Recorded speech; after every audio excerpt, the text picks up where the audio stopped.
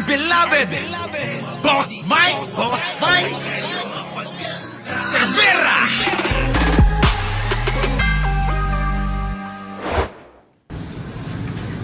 Tulad ng mga investigasyon ng Independent Commission on Infrastructure sa anomalya sa flood control, dapat ding ma-freeze ang asset si Vice President Sara Duterte o sa umabot sa Senado ang impeachment nito. Nako, patay na mga kababayan ko. Eto na.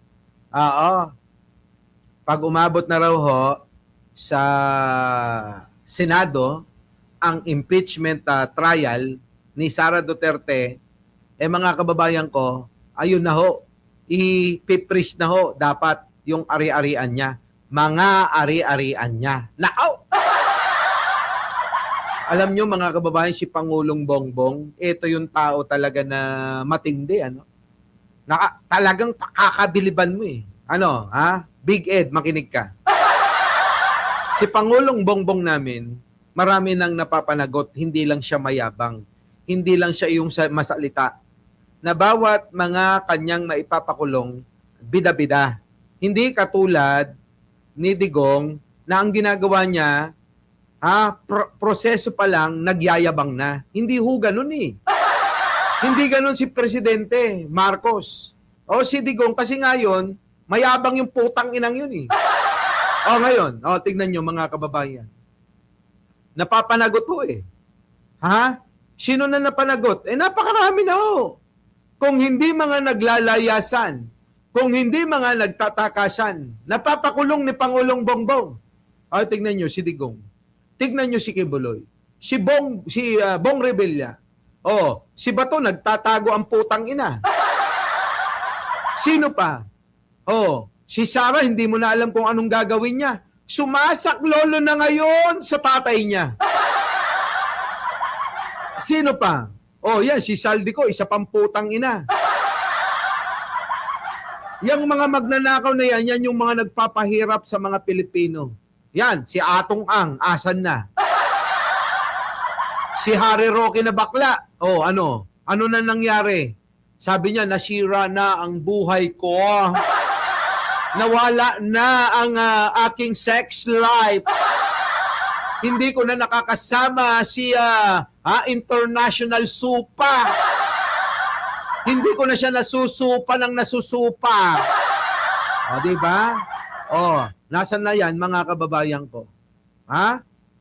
Kita nyo, pagkaisipin nyo, hindi ho kasi kayo basta maniwala lang sa mga puro laway lang. Si Digong, puro laway lang ang pinapagana nun. Si Pangulong Bongbong, ay, aksyon! Tama mga kababayan ko? Si Duterteng matanda, yung nakakulong, puro laway-laway lang, parang eto si Sara Duterte. Bunganga lang sila ng bunganga. Gusto nyo lang na tinatalsikan kayo ng laway na mabaho nila. Yung mga DDS, abay parang holy water yung mga laway na mababaho ng mga Duterte. Yan ang pakiwari nila mga kababayan ko eh. Kaya si Digong, kahit mabaho bunganga nun, tignan nyo yung mga DDS. Kulang na lang makipag-iskrimahan ng dila eh. Diba? May mga sumisip-sip ng laway niya. Sa entablado natin pa makikita. Putang ina, si Digong ang baho ng laway. Amoy ano? Nako! Mga kababayan, sinisip-sip nila yung laway. Ganyang katindi mga kababayan ng mga DDS. Sobrang panatiko nila. Pati laway ng mga Duterte, feeling nila, holy water yan. Ay, matindi kayo. Putang inang pagiging kulto nyong hayop kayo. Biruin ninyo. Laway ng mga Duterte, holy water para sa inyo. Ibang klase, no? Oo, kaya nasisira yung aking Facebook, mga kababayan. Ayaw nila yung mga estilo ko ng mga pambabatikos at pagsagot eh. Ewan ko. Bakit ba ayaw nyo yung mga ganitong pananalita? Buti pa si Lolo Whitey. Protektado ako. Itong si Lola Meta, putang ina. Ginawa mo ng lahat, ayaw pa. Ang bilis mo namang bumigay, Lola Meta. Si Lolo Whitey, tigas na tigas talaga. Matigas to. Kaya dito na lang tayo sa YT magsisigaw, mga putang inang yan.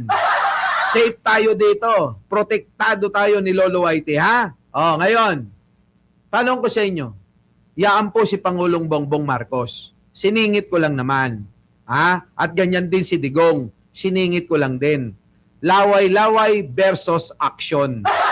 Ay, eto na. Pakinggan na natin kung paano ipipris ang mga ari-arian ng putang inang Sara na to. The Independent Commission on Infrastructure sa anomalya sa flood control, dapat ding ma-freeze ang assets si Vice President Sara Duterte o sa umabot sa Senado ang impeachment nito. Ito'y para maiwasan ang paglilipat ng kanyang pera at ari-arian habang nagpapatuloy ang investigasyon. Nako, baka nga ngayon nililipat na yan eh. Baka nga ngayon mga kababayan, binabaon na sa lupa yan. Ay, mga kababayan, maraming nagbabaon ngayon ng mga kayamanan ng mga ginto, mga dolyares, mga pera, mga alahas. Naku, binabaon na ngayon ng mga magnanakaw yan. Maniwala kayo sa akin. Baka nga mga kababayan, nagpagawa na ho ng mga bunker yan. Ha? Ng mga panic room na malalaki. Oo, ng mga vault na malalaki nasa ilalim ng mga lupa. Ganyan yan. Tuloy. Yan ay ayon sa isa sa may akda mismo ng 1987 Constitution na si Attorney Rene Sarmiento. Nako, si Rene Sarmiento ang may akda ng 1987 Constitution. Isa po siya, ay yun nga po yung kanyang sinasabi na ang mga ari-arian ni Sara Duterte ay kailangang ipapris na ho ng AMLAC. Para nang sa ganon, hindi ho mailipat kung kani-kanino. Gusto mo, Sara, sa akin mo ilipat, Di ba, no? Pag nilipat mo sa akin, hindi ako kikibo. Pero, ibibigay ko na lang sa gobyerno. Kayo naman ng mga nililipatan, mga putang ina nyo rin, pumapayag kayo na kinukonsinti yung gawaing masama ng mga hayop na yan. Di ba mga kababayan? Ito yung matindi ho eh. Nakakainis. Ano ho nakakainis? Ang nakakainis ho rito, ito hong mga kumukonsinte. Itong mga pukinang inang mga kumukonsinte na mga ginagawang mga dami. Ano po? Dami. Tapos ho, mga kababayan, ang gagawin, itatago nila yan. Yung mga pera na pinatatago sa kanila, magagaling yan eh. Itatago nila. Yung mga dami, papangalan nila kahit nakabangko. Pero hindi naman kanila talaga yan. Kung hindi, galing ho sa mga politiko na mga magnanakaw. Katulad nino. Katulad ni Digong. Katulad nila Bong Revilla. Nila Villanueva. Chis Escudero. Jinggoy Estrada. Kita nyo? At Martin Romualdez.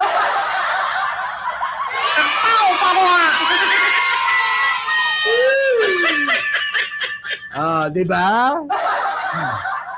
Baka isipin ng baka isipin nyo, alam nyo ako Kasi iniisip ko na naman yung gagawin nila. I-link natin si Boss Mike sa PG MN. Nababasa ko na yung mga nila yung mga iniisip nila. I-link natin yan, sabihin natin bayaran ng PGMN. Paginan nyo.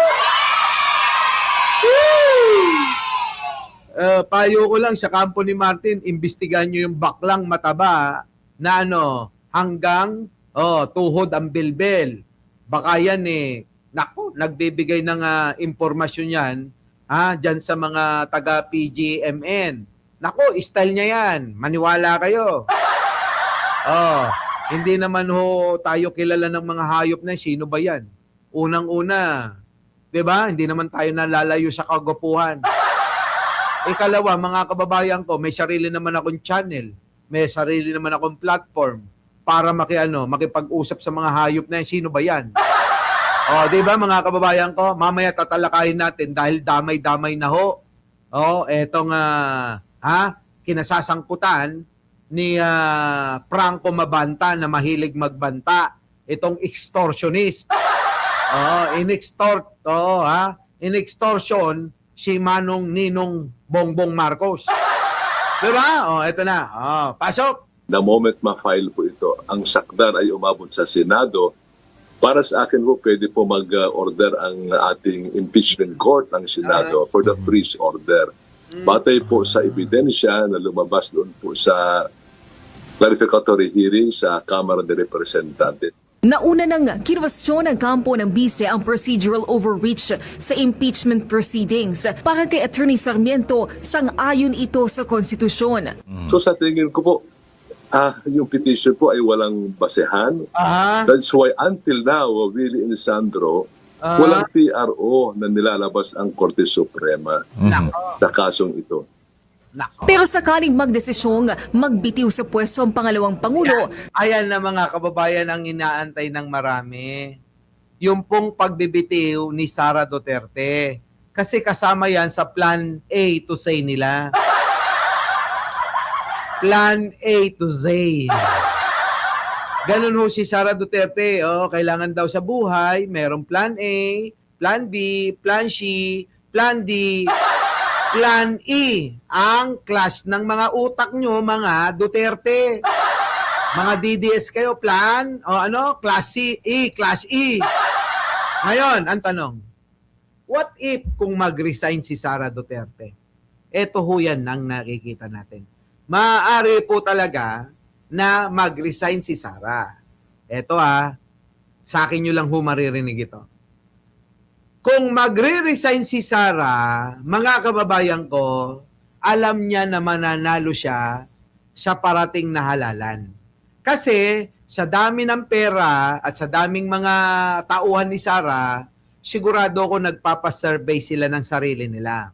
Alam nila kung may panalo sila. Alam nila kung mananalo sila sa 2028. Ngayon, kung hindi nila mararamdaman na talagang wala silang laban sa parating na halalan pangpanguluhan taong 2028,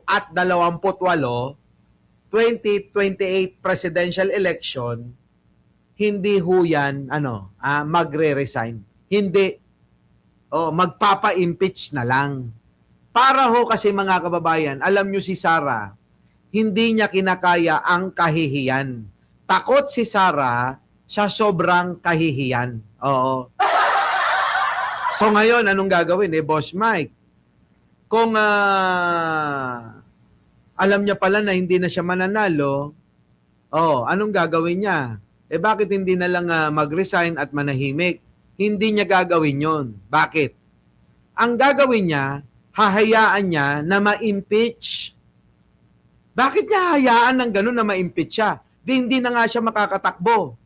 Yun ang kanyang magiging rason para matakasan niya ang lubos-lubusan, sobra-sobra na magiging kahihiyan. Nakuha nyo? Naiintindihan nyo ba mga kababayan? Naiintindihan nyo? Hindi niya gagawin yun. Alam niya ho eh. Alam niya sa sarili niya na hindi siya mananalo. Kaya ang gagawin niya, bahala na kung anong maging resulta ng impeachment trial, mga kababayan. Hahayaan niya na lang yan. Kasi mga kababayan, kung alam niya na malakas siya, alam niya na matalino siya, alam niya na kaya niyang ipanalo yung kanyang kandidatura, mga kababayan ko, magre-resign na yan. Hindi nga ni. Hindi nga ni. Anong sabi ni Sara Duterte? Hayaan na natin kung ma-impeach ako o ma-impeach. Kung hindi, hindi. Kung ma-impeach, ma-impeach. Wala na mga kababayan. Si Sara Duterte masakit man na sabihin sa mga DDS na class E lang yung utak nila. Mahirapan man kayong unawain tong sinasabi kong paliwanag na to, kailangan ulit-ulitin yung panoorin. Kung kailangan sa loob ng isang buwan, paulit-ulit yung panoorin tong paliwanag na to, doon maunawaan nyo ko. Kasi kapag mababang uri ka ng pag-iisip at pangunawa meron ka, hindi mo kayang uunawain ng isang panood lang to Hindi mo maunawaan yung mga sinasabi. Parang si Sara. Kapag ka may interview, yung mga interview na tanong sa kanya, hindi niya naunawaan. Kaya ano nangyayari? Kung ano-ano ang sinasabi. Tama ho ba mga kababayan? Ganun si Sara Duterte. Napakahina. Oo. Oo. Di ba? Mahina ang reading comprehension. Di ba mga kababayan? Nako! So ngayon mga kababayan, eto naman. Boss Mike, paano naman kung yan magtuloy-tuloy at hindi ma-impeach? Pag hindi na-impeach yan mga kababayan, gagamitin niya yon na sandata. Gagamitin niyang propaganda. O ayan wala akong kasalanan. Hindi totoo yung kanilang pinaparatang. Yaan ay gawa-gawa lang. Pinopolitika lang nila ako. Ngayon napatunayan natin na ako si Sara Duterte, na asawa ni Manscarpio, na anak ni Elizabeth, na asawa ni Digong na nakakulong sa dahig, at kapatid ni Pulong na maniniyot sa may Davao, at kapatid ko rin si Basti na bading, at kapatid din ni Kitty na anak naman ng naging asawa ng tatay ko na si Rodrigo Duterte. Ako po ay walang kasalanan, gawa-gawa lang nila.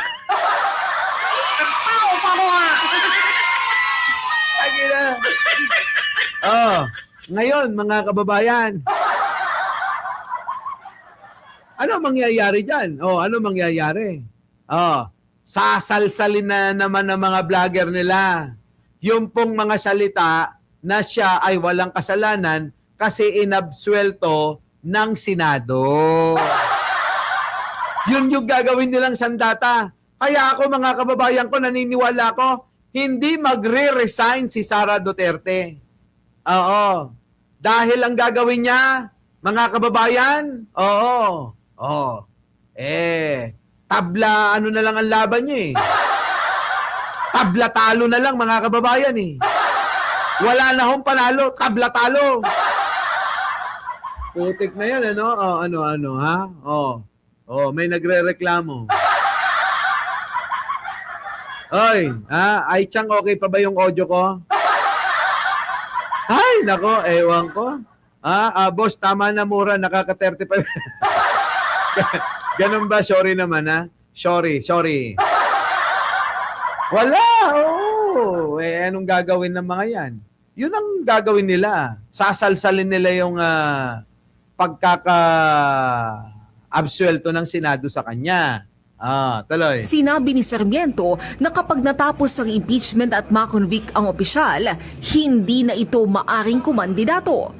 Ang nakalagay po sa Ligang Batas po natin, Nakita nyo, kapag daw natapos ang proseso at na-convict itong si Sara Duterte, hindi na ho kailanman pwedeng tumakbo kahit barangay tanod sa Davao City.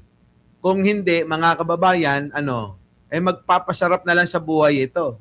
Mga kababayan, baka nakakalimutan nyo. Bilyon-bilyon ang pera. Mga kababayan, sa buong buhay niya, total naman si Sara magsisikwenta na.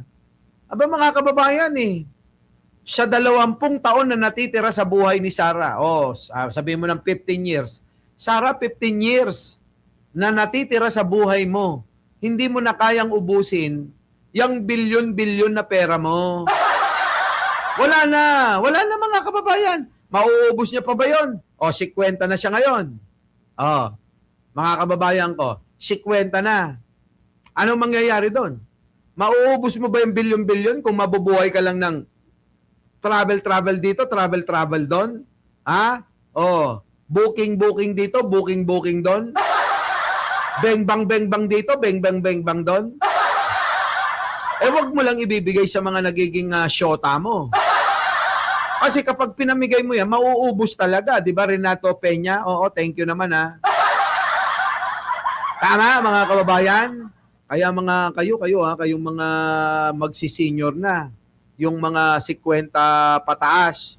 Putik na yan, Marami ng kwento. Nauubos yung pera dahil sa babae. Huwag na kayong magpapauto. Tandaan nyo. kahit walang babae ang lalaki, mabubuhay tayo. Hanggat nandiyan sa tabi natin si Aling Maria. Oh, basta nandiyan si Aling Maria. Oo, ha? Mabubuhay tayong mga lalaki ba? Marami na hong nangyaring ganyan eh. Nanggaling sa mayaman, nagsyota ng bata, hinuthutan, yung bata, may syota ang bata rin. Ano nangyari, mga kababayan ko? Ayun, yung pera nyo binibigay dun sa batang syota. Ganun ho yan eh. Yung ecosystem. Ang tawag dyan, mga kababayan, alam nyo, ecosystem. Kaya maniwala kayo, ha? Oo. Pagka hindi tunay na pagmamahal yan, pera-pera lang, iwan nyo yan.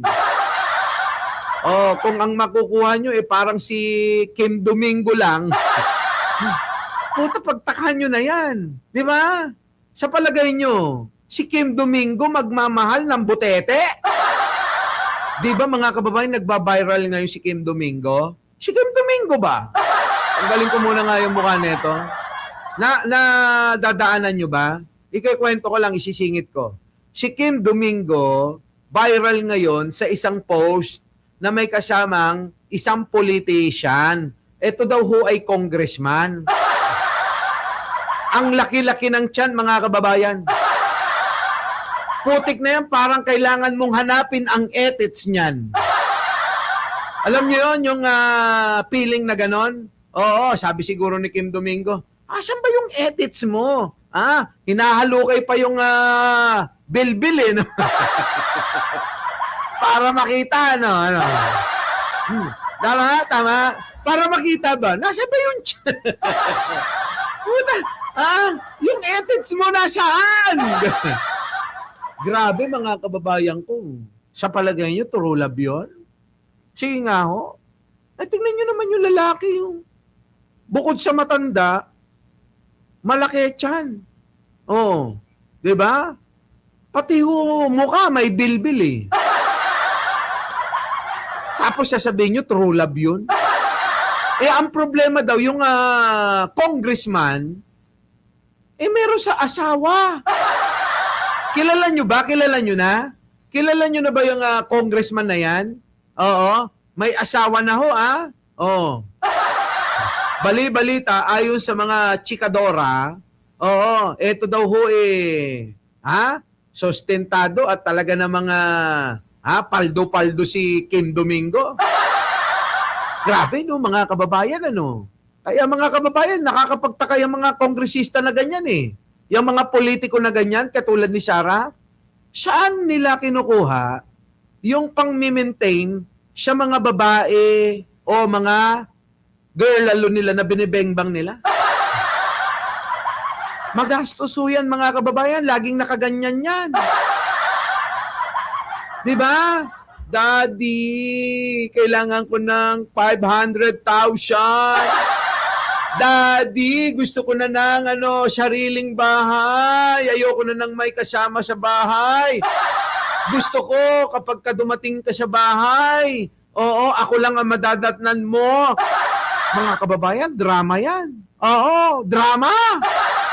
Yung mga ganyang style, yung sasabihin na, Daddy, bili na tayo ng sariling bahay, pangalan mo sa akin, Para kapag dating mo, hindi mo na madadatnan yung mga kapatid ko, nanay ko, tatay ko. Dadaan ka sa bahay, nandoon sila sa sala. Nako! Siyempre, yung kapag ka uto-utot, talaga naman, sige na sasabihin pa, wala pa tayong nakikickback sa flood control. Oo, kasi humigpit ngayon. Magkano ba yung bahay na nakita mo? Daddy naman 30 million lang yung bahay. May swimming pool yun Doon tayo magbebengbangan, Daddy. Sasarapan ko talaga, Daddy. Oo, sisisiring kita, Daddy. Tangina, mga kababayan, huwag kayong magpapadala sa ganyan. Maniwala kayo. Oo, totoo. Ipaparamdam sa inyo na kayo'y hari sa kanila. Totoo yan. Pero pag nakatalikod na kayo, nagpapabengbang na sa iba. Ah, ay baka naman may mga nakaranas na sa inyo yan. Yung mga manunutot. Ayaw naman namin kayo. Kaya ko nagpapayo sa inyo, batang pasaway, Lolita Salazar, Mary Jane de Vera. Kaya ako'y nagpapayo, kayong mga lalaki, para hindi na kayo namin makita sa tulpo. Baka sa isang araw makikita namin, lolo, nireklamo ang jowa. Di ba? Ang pangit nun, Lolo, nagpatulpo, nireklamo, 18 anyos na magandang babae. Putik naman nun, di ba kayo nahihiya nun? Our beloved Boss Mike Cervera.